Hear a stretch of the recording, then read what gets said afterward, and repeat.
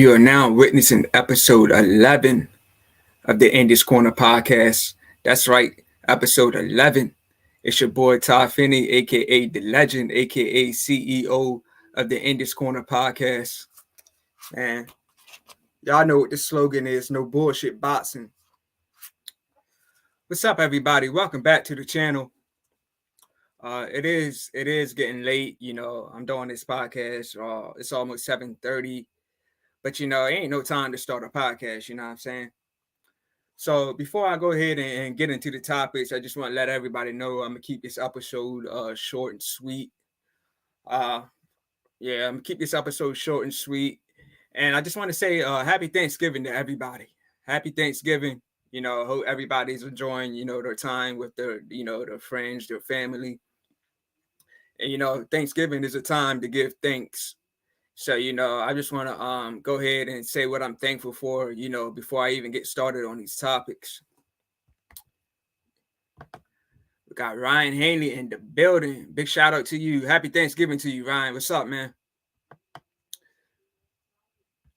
And I'm going to drop the link in the comment section if anybody's interested and want to jump on. So, I just want to say what I'm thankful for before I get into these topics. I'm thankful to be alive.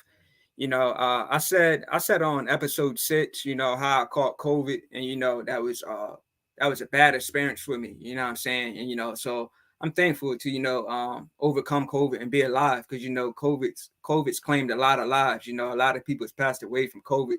So that's one thing I'm thankful for. I'm thankful to be alive.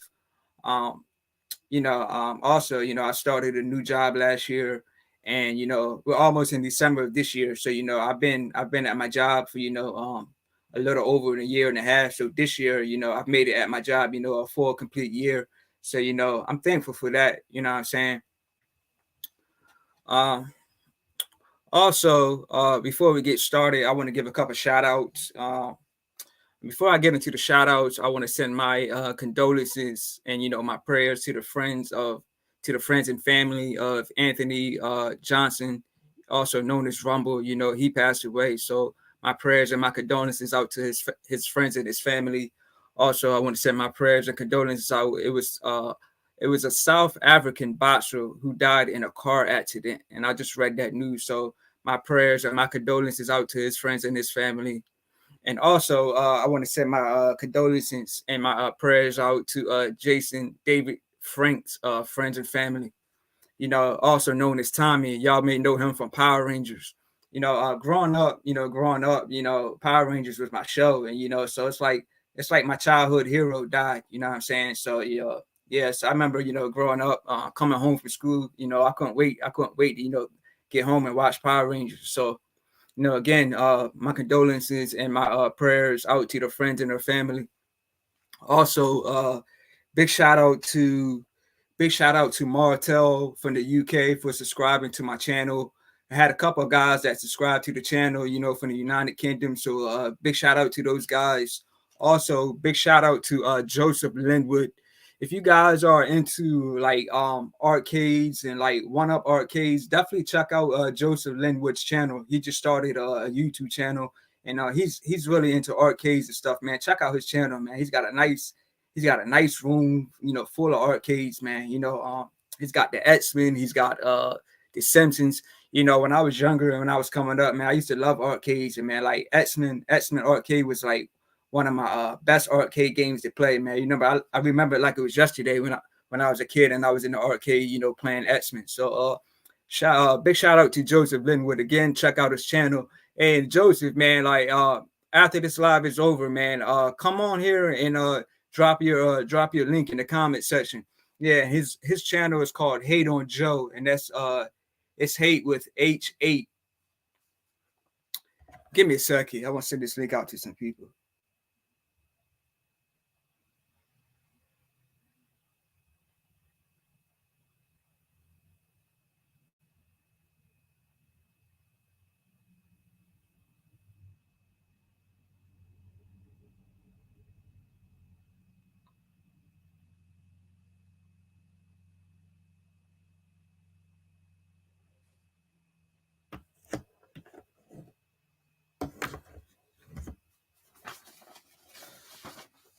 Uh,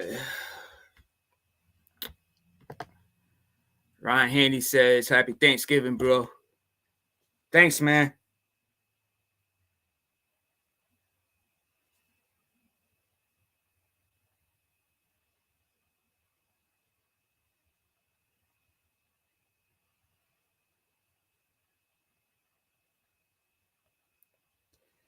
Yeah, so I'm gonna keep this episode short and sweet. Of course, I'm from Maryland, so I just had to get on and talk about Javante Tank Davis versus Ryan Garcia for next year, 2023. That fight is supposed to happen in April in Las Vegas. And before that, we got Tank Davis versus Hector Garcia in January in Washington, D.C. I'm definitely going to be pulling up to that fight. I'm real excited. I'm real excited about this card. I can't wait. I can't wait to get into the building. You know what I'm saying? This will be my first big fight, that I've attended in a year. Because, the Gary Russell versus Mark Messiah fight, that was this year in January. Tank's fight is in January. So it'll be a whole year that I've been to a big card. But, I can't wait, man. And I gotta give a big shout out to Chris G because me and Chris G were talking one day and we were talking about how Tank hasn't fought anybody. You know what I'm saying? Tank's been getting a lot of criticism for all the opponents that he's faced. You know what I'm saying? And everybody's saying Tank is getting older and he hasn't fought anybody. So we gotta give Tank his props. You know what I'm saying? He's fighting two undefeated Garcias back to back. You know what I'm saying? And we all know that Ryan Garcia has power. So yeah, we gotta give Tank his props, man, for sure. So we got Joseph in the building. Big shout out to you. Happy Thanksgiving to all of my USA cousins. Happy Thanksgiving to you, bro. Appreciate you coming on. Yeah, so Tank versus Hector Garcia. I'm excited for the card. You know what I'm saying? Hector Garcia is an undefeated fighter. He is moving up in weight for this fight. I'm not sure what weight it's going to be at, but I know he's supposed to be moving up in weight for this fight. He's an undefeated fighter. He gave Chris Colbert his first loss. So, this isn't no tomato can. This isn't no scrub. Tank is taking on, a live opponent, you know what I'm saying? Hector Garcia he's 16 wins with 10 knockouts. So he's got some power. So this is like I'm saying, man. We all can't criticize Tank for taking weak opponents. You know what I'm saying? This is two big back to back fights for 2023. And so I'm definitely going to be in the building. So I've already checked out the tickets. The tickets are pretty pricey, but this is a pay-per-view fight. I don't agree with it being a pay-per-view. But I think as far as this fight, I think Tank will eventually get the stoppage. I can't say what round, but I think I would say maybe mid rounds. I would say between like round 6 to 8. I think Tank can probably get a stoppage. And as far as Tank and Ryan Garcia, of course, I'm going to ride with Tank. But this is to me, this is Tank's toughest test, and this is Tank's toughest test. Both guys fought Francisco. Tank stopped Francisco in I believe it was the 8th round, and the ref counted him out. But when Ryan Garcia fought Francisco, he knocked him flat on his back in the first round. You know what I'm saying? So they both got the same opponents in Francisco, but Ryan Garcia is the taller. He is the taller fighter. He's fast. So Tank's got to watch out for his speed. And Tank's gonna have to get in close if he wants to seriously hurt Ryan Garcia. You know what I'm saying? Because we seen Ryan Garcia fall and take a shot from Luke Campbell. And the way he fell, man, he kind of like turned and fell on his shoulder. So if Tank catches him with a serious shot, Tank's going to finish him off and go for the kill. You know what I'm saying?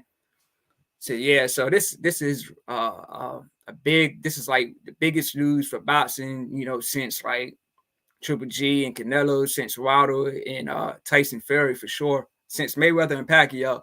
And we were supposed to get Terence Crawford and Errol Spence on November 19th. That fight didn't happen. So I just hope and I just keep my fingers crossed that that nothing would mess up this fight, because I'm wondering, suppose Tank loses to Hector Garcia, and Ryan Garcia is supposed to fight in January too, but I don't think he has an opponent that's been announced yet. So let's just say Ryan Garcia loses. Then what happens with the Tank and Ryan Garcia fight? You know what I'm saying? So it's some things in the back of my mind that kind of bothers me. Like, what if Tank loses, or what if Ryan Garcia loses? You know what I'm saying? So, but yeah, man, this is like 2023, man. We starting it off with a bang for sure.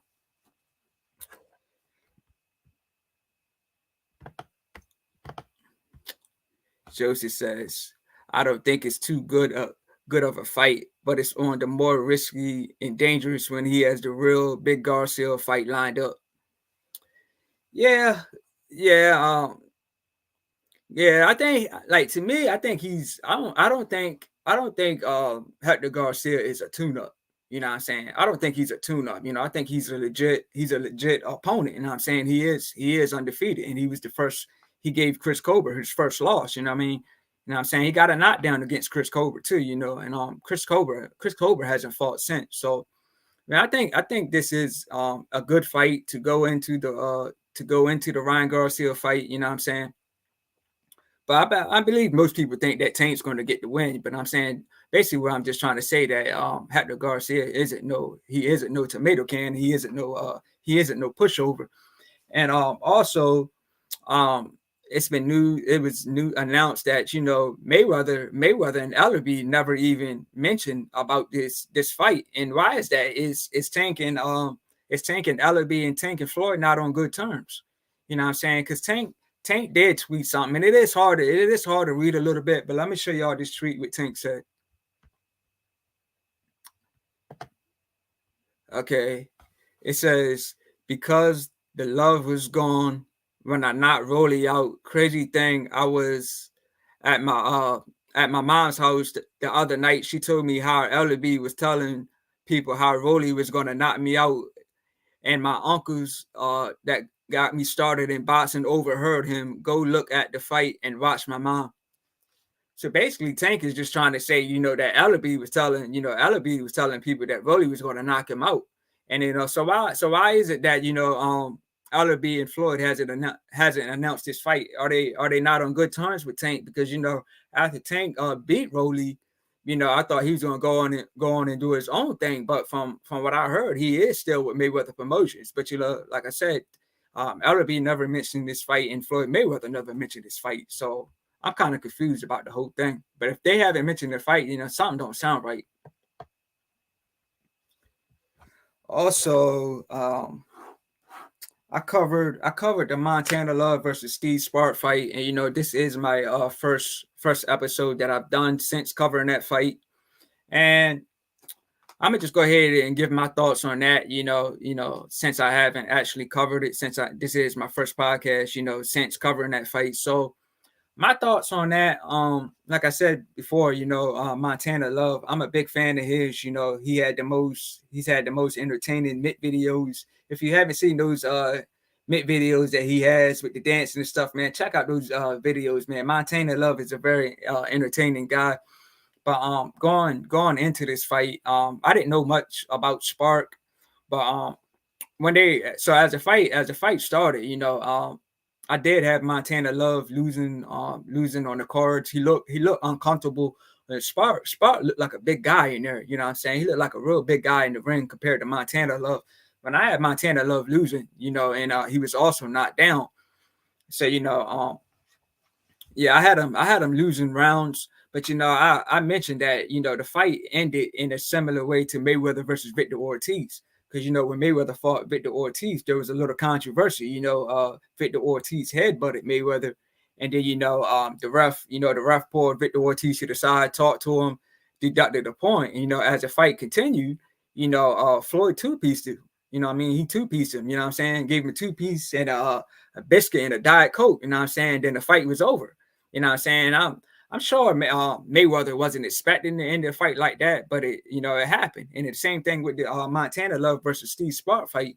They had a clash of heads, and then the doctor was eventually checking out Montana Love, And he's basically saying Montana Love, he was good to go. And in Montana Love's head, I don't think he was saying in his head when the doctor was talking to him, checking the car. I don't think he was saying in his head, once this fight continues, I'm just gonna throw this guy over the ring and get disqualified. I'm sure he wasn't saying that in his head, because like I said, it happened so fast. So that's why I compared it to Mayweather versus Victor Ortiz, because as soon as the fight continued, it was basically over. And this is the same thing that happened in the Montana Love and Spark fight. As soon as the doctor cleared Love to continue fighting, they got in the tussle and went to the ropes, and Spark ended up going over the ropes. And then the fight was over because Montana Love got disqualified. But I didn't agree with the decision at the time. But now that I look back at it, if a Spark had fell on his head or fell on his back or something like that, he could have been seriously hurt. You know what I mean? He wouldn't be able to fight for a while. You know what I'm saying? He could have been seriously hurt from that. But thanks be to God, he landed on his feet and he's safe and sound. So and I seen Montana Love backstage, talking and everything about the fight, and that cut was bad. You know what I'm saying? That cut was real bad. So, if the fight did continue, I think Montana would he would have lost for sure. You know what I'm saying? I think, that cut seriously frustrated him. He was losing rounds. He took a knockdown, he was cut. So, I don't think Montana Love, had enough pop in his punches, to even hurt Spark. You know what I'm saying? So if the fight did continue, I think Montana Love would eventually lost on the scorecards and maybe even got stopped.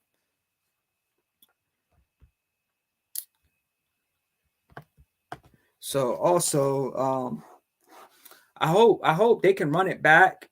I hope maybe they can run it back, but I'm not really interested in that. I say both guys should just move on. But no, I still do hope that Montana Love can him and Richardson Hitchens can fight, maybe next year. You know what I'm saying? And there was a guy who came on my live and he said, Spark coming to the USA was basically him getting revenge for, Devin Haney flying to Australia and beating Kambosos back to back. So, he was saying that, Spark came down to the US and got avenged that loss for Kambosos, you know what I'm saying? So also I wanted to get into the Jaime Munguia versus Gonzalo Gatson fight. I covered that fight as well. And that fight, nobody really gave, Gonzalo a chance. A lot of people always say that Jaime Munguia doesn't really fight anybody. You know what I'm saying? Everybody always say he fights scrubs or tomato cans. And, he's got 41 fights now. So everybody's saying he should at least, fight a big name by now.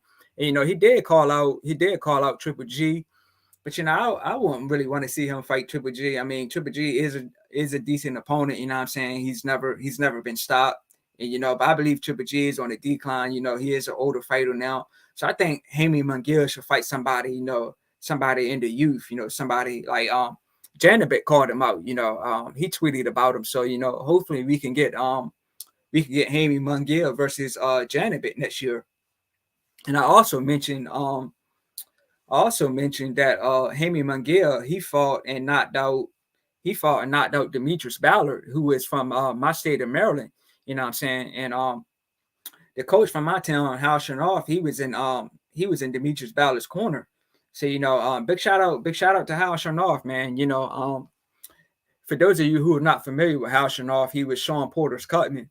You know what I'm saying? He's been in Sean Porter's corner for a long time. You know what I'm saying? He was in Sean Porter's corner. He was Sean Porter's cutman when Sean Porter fought Danny Garcia and became a 2-time champion. So that's real good, because I'm from a small town in Maryland.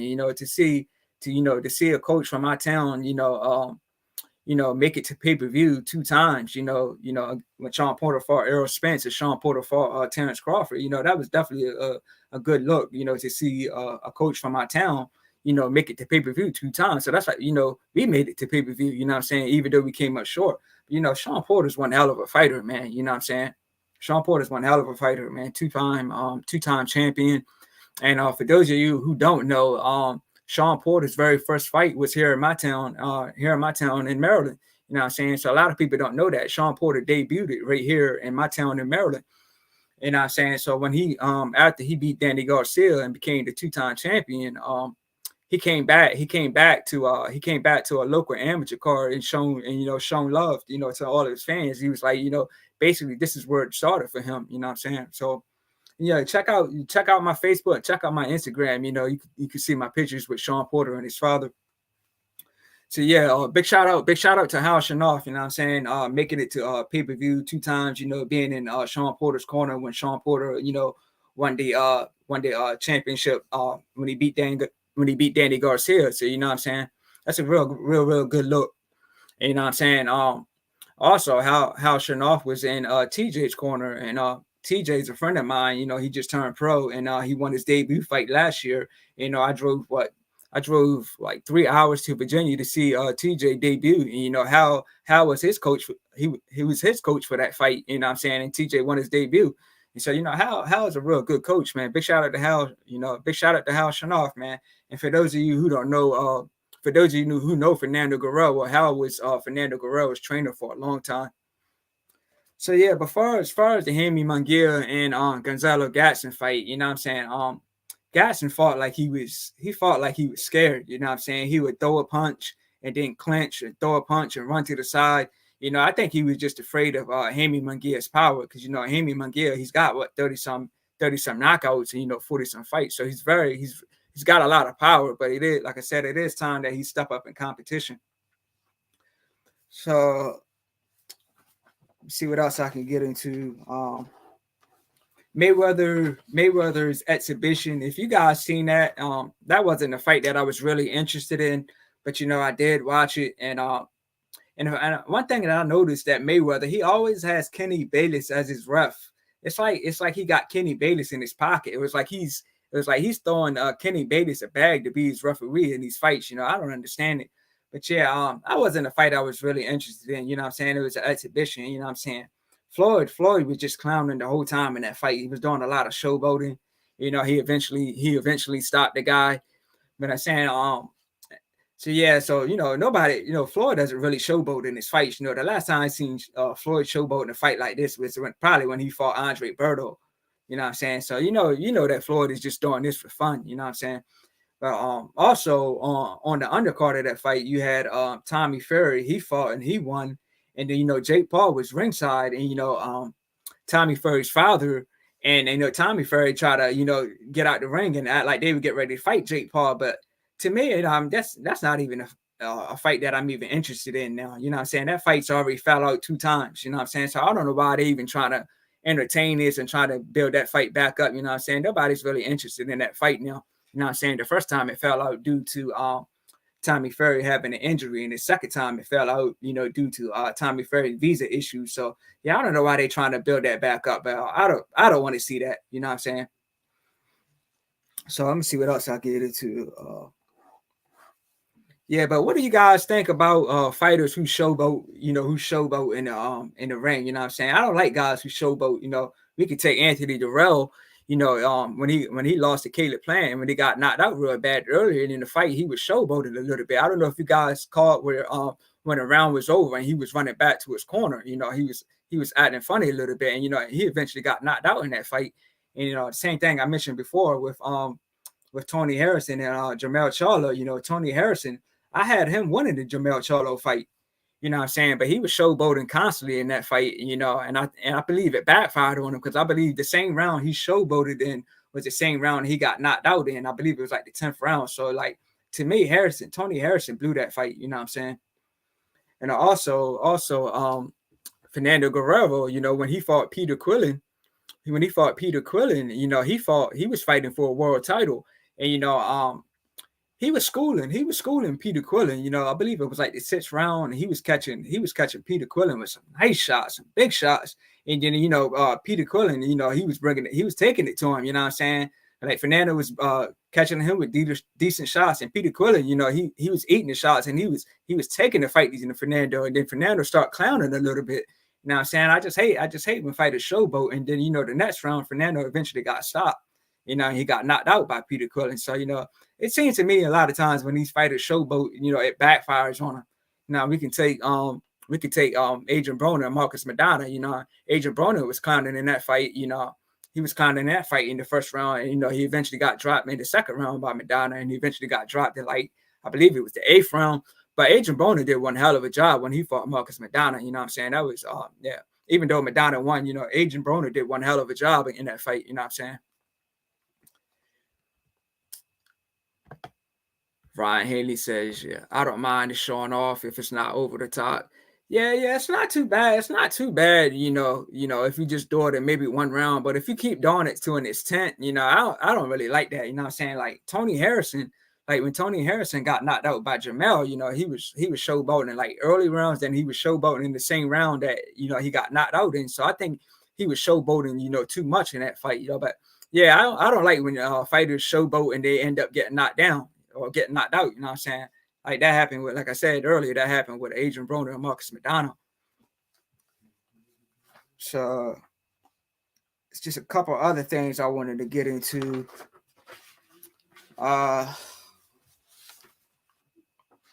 The upcoming fights, some upcoming fights that we got. I probably will go live this Saturday. Dylan White versus he fights. I believe the guy's name is Jermaine Franklin. I don't know too much about him, but I will go for Dylan White in this fight. Dylan White has the better opposition. You know what I mean? He's been in there with Anthony Joshua. He's been in there with Tyson Fury. You know what I mean? He's been in there. He's been in there with a lot of guys, man. He's been in there with Povetkin. So Dylan White's definitely got the he's definitely got the better resume. He's fought the better opponents. But his opponent is undefeated, and he's coming over to the UK into White's backyard. So I believe that the pressure could be on White a little bit, but he's got a new trainer in Buddy McGirt. So you know what I'm saying? But the thing is, Dylan White has such a bad chin, and that uppercut is his weakness, because he was knocked out by Tyson Fury by an uppercut, and he was also knocked out by Povetkin with an uppercut. So Dylan White is chinny, but you know what I'm saying? So I'm looking forward to the covering that fight. You know what I'm saying? If I do cover the fight, this will be my fourth live coverage. You know what I'm saying? I definitely want to cover this fight because it's in the United Kingdom. And the United Kingdom has a lot of big boxing fan base. So I believe if I cover that fight, I can definitely get a lot of UK fans to tune in for sure. So yeah, but Dylan White is chinny in my opinion. You know what I'm saying? So I'm kind of nervous for him, you know what I'm saying? Because this guy is undefeated. He's got some power. He's got a lot of knockouts. So I'm interested to see how it plays out, and I'm interested to see what adjustments Buddy Gert has made for Dylan White. You know what I'm saying?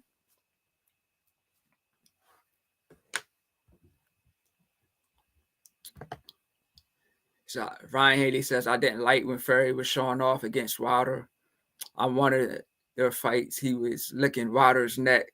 Yeah, in one of those fights, he was licking Wilder's neck. Yeah, that was in the second fight. Yeah, Fury's another example. Thank you, Ryan, for that. Yeah, Fury's another example of a fighter who was showboating, especially in the first fight. But that fight was a draw. Fury didn't lose that fight. Fury showboated a lot in that fight with Wilder, especially the first one. And he was eventually knocked out in the 12th round, but he got back up, and he got back up and finished the round strong. But when Fury was showboating against Wilder, I believe Fury just showboated, because he was confident in himself. They fought 3 times. Fury beat him twice. He beat him in the second fight, and he beat him in the third fight.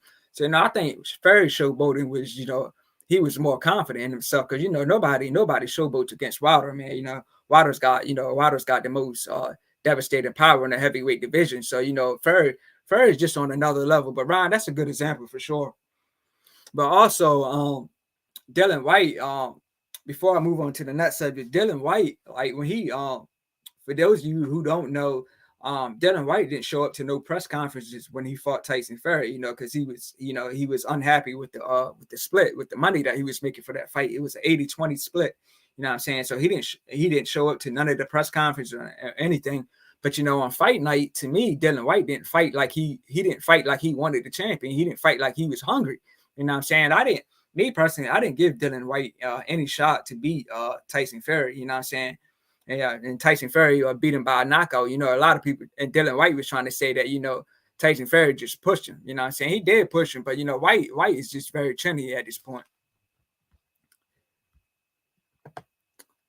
And Ryan Haney says great trilogy, 100 great trilogy though, 100% for sure, man. That the third fight, man, the third fight was like one of the best heavyweight fights of this era, man. You know what I'm saying? Both guys traded like knockdowns, you know.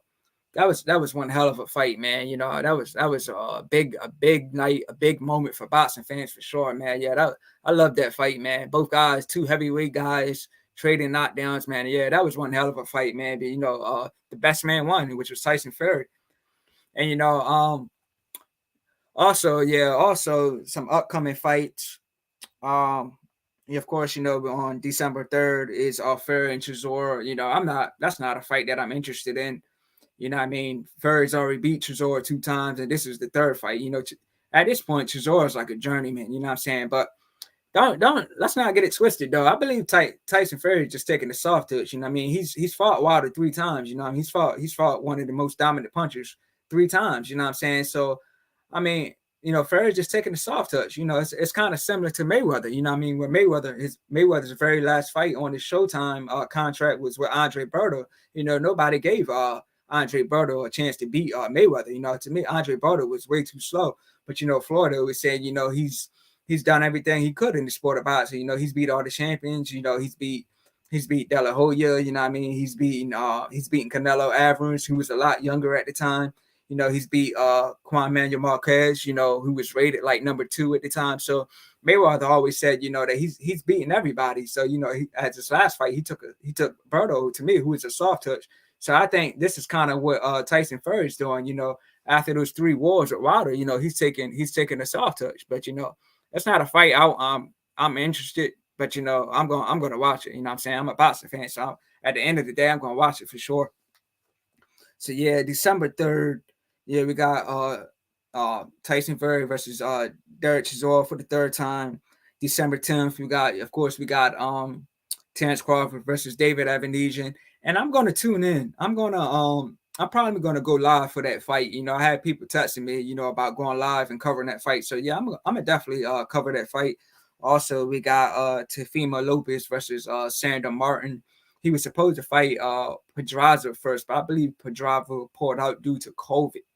So yeah, on December 10th, we got 2 fights. You know, Terrence Crawford, David Ebenezer, and then we got Tefima Lopez and Sandra Martin, and also Chris Cyborg. She makes her debut on the Terrence Crawford undercard. You know, I met Chris Cyborg. You know, at the Virgil Ortiz versus Murray Tucker fight. So you know, I'm interested to see how that's going to play out for her. You know what I'm saying? We got a lot of MMA fighters who's transitioning from MMA to boxing. You know, Chris Cyberg's doing it. You know, Conor McGregor's did it with Mayweather. You got Anderson Silva, who's beat Chavez Jr. He just fought Jake Paul. You got Woodley, who's fought Jake Paul, you know, 2 times. So it seems like a lot of MMA fighters are transitioning to boxing. And, you know, we had Nate Diaz, who was trying to fight Adrian Broner at one point. And also, you know, Carissa Shields, you know, she's a boxer, but she went over to MMA and she had 2 fights and she won her debut MMA fight, and then, but she lost her second one. And, you know, after losing her second MMA fight, you know, a lot of people were trying to say that that was gonna mess her up going into the Savannah Marshall fight. But you know, when she went into the Savannah Marshall fight, yeah, to me, in my opinion, she beat Marshall easily. You know what I'm saying? At one point I thought she was gonna stop Marshall, but you know, Clarissa Shields doesn't have any power.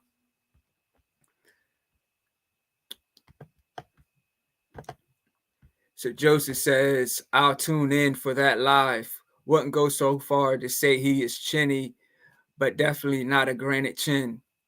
KO by 3 of the best over the last 10 years, but taking big shots off of other top guys too. Yeah, so Dylan White was knocked out by Povetkin. He was knocked out by Tyson Fury, and he was knocked out by was Anthony Joshua. So yeah, so all the guys that you know that he was knocked out or stopped by, you know, they were all you know, good fighters. So yeah. So yeah, you're right, Joseph. I wouldn't say he's chinny, but you know, he just happened, you know, he just happened to lose those fights to all good fighters. You know what I'm saying? Josie says, but as you said, twice in the last 3 fights might suggest punch resistance has gone. Yeah, for sure, man, for sure. Got Raph Ewald in the building. Says, Yo, Ty, what's up? Big shout out to you, Raph. What's up, man? Happy Thanksgiving to you, man. Hope you have a good one for sure. So also, another card for December is, we got Michael Rivera versus Frank Martin. I mentioned before, that's a tough one for me to call.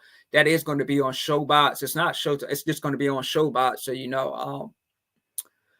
me personally, man, I was never a big fan of these Showbots cards. I just felt like Showbots was. I mean, Showbots is for more up and coming guys, but it seems like when you watch these Showbots cards, it seems like the ring is like 5 feet away from the dressing room. You know what I'm saying? So I was never a big fan of Showbox cards, but that's Showbox is for the upcoming fighters, and they're showing their talent. You know what I'm saying? So, and you guys know that I'm a big fan that always go to fights in Atlantic City, New Jersey, and they just recently had a Showbox card there. I would definitely try to pull up to that one, but as you guys know, I am going to be tuning into. I am going to be going to Javante Tank Davis fight versus Hector Garcia in January 7th. I can't wait to be in the building for that one for sure, man. I'm excited. Ralph Ewald says, YouTube brother. Thank you, man. Thank you. Yeah, so I covered everything I pretty much wanted to cover. Some other things I wanted to chop up before I close this one out. Boots announced on Twitter that he's got a fight date, and but my question is, does anybody know who is Boots' next opponent? I thought it would be Stanionis because Errol Spence and Keith Thurman has been ordered. So I was thinking he was going to fight Stanionis. It could possibly still be Stanionis, but I don't know because I'm reading that it's been ordered for Virgil Ortiz to Stanionis to fight. So maybe it's not going to be Stanionis. But does anybody got any idea who Boots' next opponent could possibly be? And also, Robert Garcia, I was reading the link where Robert Garcia was saying that Virgil Ortiz will give Boots some trouble. Now that's a blockbuster fight, man. That I would love to see. Virgil Ortiz versus Jerron Boots Ennis. You know what I'm saying? That's a fight that I would love to see. And for those of you who don't know, I've seen Virgil Ortiz fight live, and I've seen Jerron Boots Ennis fight live. So I had the opportunity to see both of those guys fight live. Awesome experience, man. Awesome experience. But me personally, I'm going for Boots, man. I think Boots is too big. You know what I'm saying? He's too big. He's more skillful. Virgil Ortiz is just a more come forward fighter. Throw punches from all angles. But Boots, Boots got footwork. He's big. He's fast. He's beat his step up opponents. He dropped Sergey Lipinets. You know what I'm saying? So if that fight happens, man, I think it would do awesome pay-per-view numbers. But and that fight, I'm gonna definitely go for Boots Ennis for sure, man. I think Boots is the next best thing. He's the next best welterweight for sure. Also, there was news that your Bolsonoli, for those of you who don't know who your Bolsonoli is, he's the guy that fought David Morrell, and he went into a coma after the fight. And there was some news that came out that that your Bolsonoli, he's out of a coma and he's improving. So I'm glad to hear that news that he's improving. But I don't. He definitely probably won't fight again, and he shouldn't fight again. You know what I'm saying? To go in a coma. That's not a good thing. You know what I'm saying? So I think he definitely should just stay away from boxing. You know what I'm saying? So before I close this one out, Anthony Yard fought last Saturday, and he stopped his opponent Stefani in like the third round. Easy fight for Anthony Yard. So he still is going to be fighting Beterbiev in January. So I'm excited for that. But I'm going for Beterbiev in this fight by stoppage. Beterbiev is an animal. He's on another level, man. He's got crazy power. And also, for those of you who hasn't seen my interview with Malik Titus, check that interview out. Malik Titus is he's an upcoming boxer from Baltimore, Maryland, heavyweight boxer, and he fought last Saturday and he won. He fought last Saturday in DC, and he had a real tough opponent in front of him. His opponent was like 5 wins were like all knockouts in his wins and just like one loss. But Malik Titus got the knockout over him. So big shout out to Malik Titus, man. He's doing his thing, man. Give him a follow on Facebook, Malik Titus, man, for sure, man. Upcoming heavyweight boxer in Baltimore, Maryland. You know what I'm saying? We've had our fair share of good boxers from Maryland. You know what I'm saying? We had Hassan Rahman.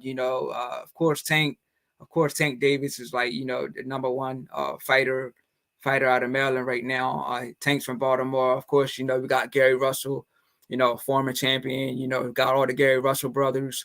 We got Jared Hurd, he's a former unified champion. So, we got a heavyweight boxer, Seth Mitchell. So, we definitely had a lot of good boxers, from the state of Maryland for sure.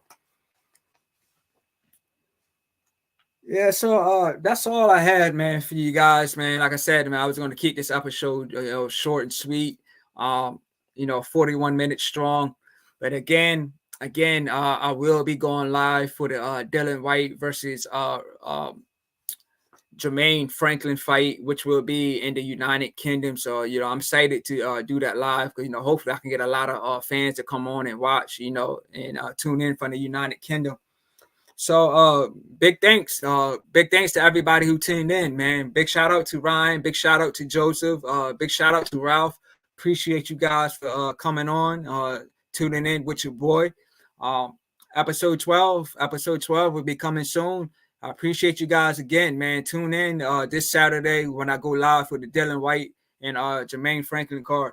So you just witnessed episode 11 of the Indus Corner podcast with your boy Todd Finney, a.k.a. The Legend. I'm out. I'll see you guys on Saturday.